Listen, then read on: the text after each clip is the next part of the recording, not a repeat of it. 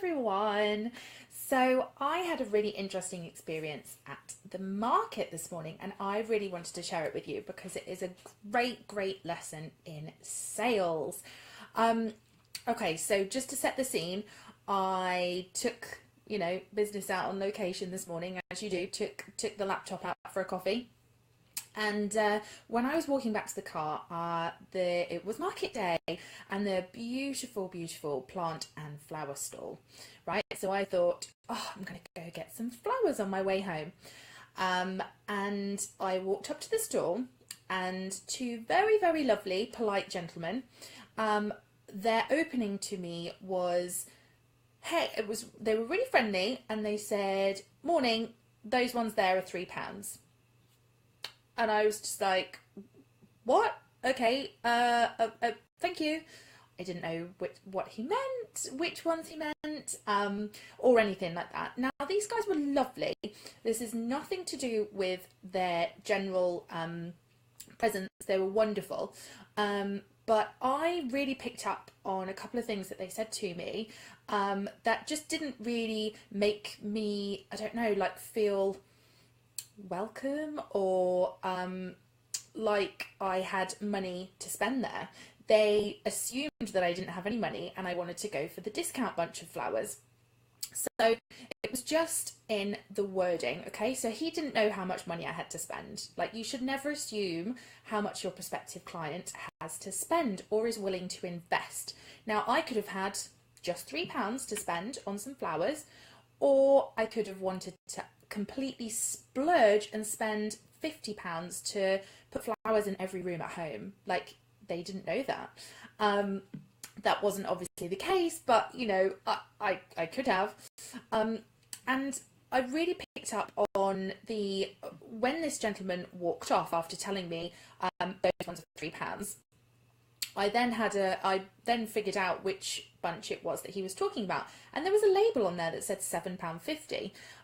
Now, just being told something is a certain price doesn't mean that we, as the prospective client, know the real value of what it should have been priced at, or what the benefits are, or anything. So when I saw that price tag of £7.50, and I thought, wow, he's just said it's £3, that's a huge discount. But I wasn't told that. I didn't know that it was £7.50 worth of flowers that he was going to give me for £3. If he had, then I probably would have immediately thought, wow, that's a great bargain. I have to take those home. So price often means nothing to some people. Now, I didn't know it was discounted, as I said, and when we're, this is the same for anything that you're selling, whether it's a product in person at a market or a shop or a stall, anything like that, or services or anything online. You really need to sell those benefits to people and explain the value, especially just explain the value briefly in that initial interaction with someone. So the benefits, what I'm talking about is basically getting across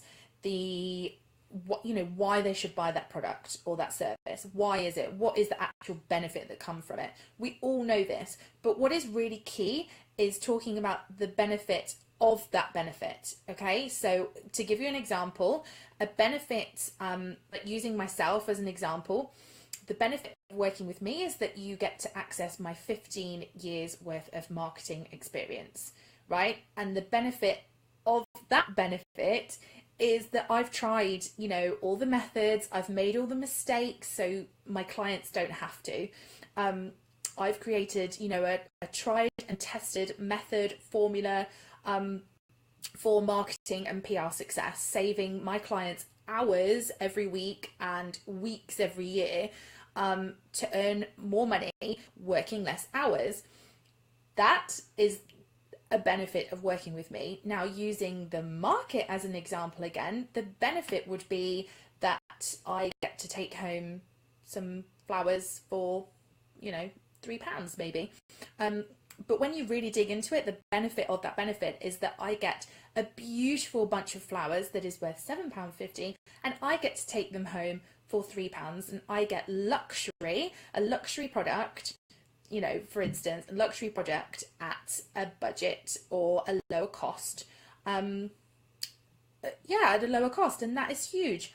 So a better way to open a conversation with a prospective client, so again using my market experience this morning, a better way of starting that conversation with someone who's just come to your stand, and this could be exactly the same for if when you're welcoming someone to your website, or any way that you are writing and welcoming people into your world. So like an exhibition stand in person, for instance, at an event. So the conversation could have perhaps gone a little bit better this morning had they said something like, "Morning, are you looking for anything in particular?" Because often with flowers, people kind of are, they want something for a specific room, or they're looking for their favourite flowers, right? So it's probably quite popular for people to know what they want initially. There's no harm in then upselling, but they'll probably know initially what they want to take away with them. So once maybe someone said no, they're not looking for something in particular, they then could have said to me, "No, well, we have a beautiful sunflower bouquet here worth £7.50, but for you just today, you can enjoy their beauty in your home for just £3. Right? So you're kind of opening with that question, are you looking for anything in particular? You've kind of, a little bit of an icebreaker, and you've started the conversation with your client. And then you're following up with an upsell of what you are trying to push or sell at that particular moment. So to wrap up, what you want to do is think about how you approach the world with your sales messages. So that could be a greeting in person on an exhibition stand or a market stall, for instance, is that opening line to draw people in and start the conversation. Or it could be the copy on your website, basically anywhere that you meet and greet people. And put together your opener, like think about it in advance. And again, that could be written or when you're talking to people in real life at events and things. So on or offline, prepare it, just write it down. It could just be a really simple sentence. Show the benefits of why people should work with you or a particular product or service that you have to sell, and then sell the benefits behind those benefits and the real reasons that people should work with you or buy your stuff.